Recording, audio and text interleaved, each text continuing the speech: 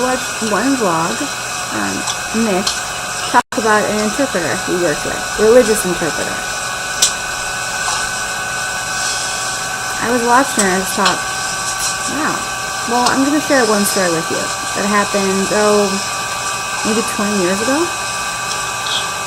I was a student at USD in New York.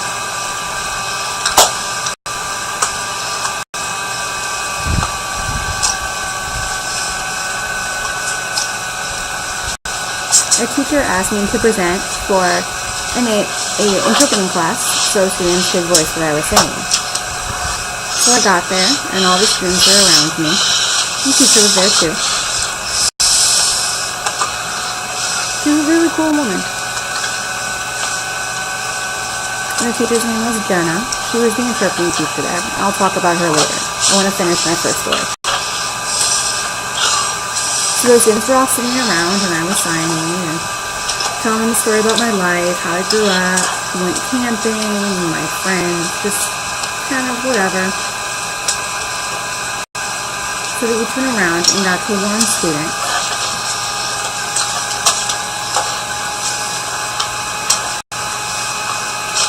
The students didn't stop, they kept going, kept signing.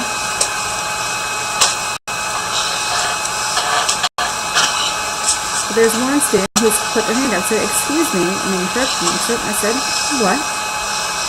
He said, "I'm a Christian, please don't swear." And my mouth dropped. It was like, And the teacher just looked at me, I looked at her, and I thought, well, kept signing. The teacher started voicing. Said, "You have to start voicing now, you have to do this." So I was still signing and still swearing.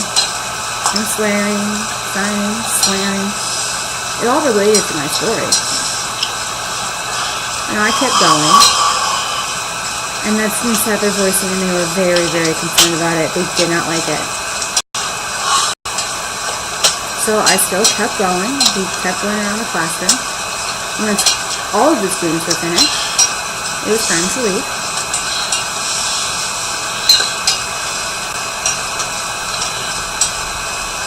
And I went up to the one student who was offended, and I said, "I didn't mean to offend you. You have to understand that this is my life, and you have to accept that when you're interpreting." She said she's a very strong Christian.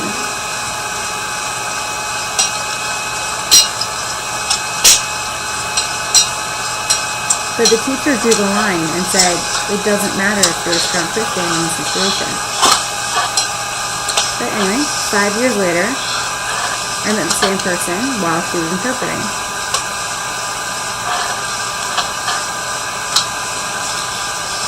So I said hi, what's up, and we were chit-chatting.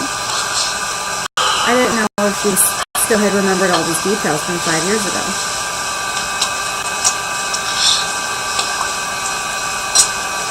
She'd apologized to me, and I was like, "Why are you apologizing?" She's like, "Do you remember 5 years ago I had interrupted you? And I'm sorry for doing that." And I was like, "Well, why?"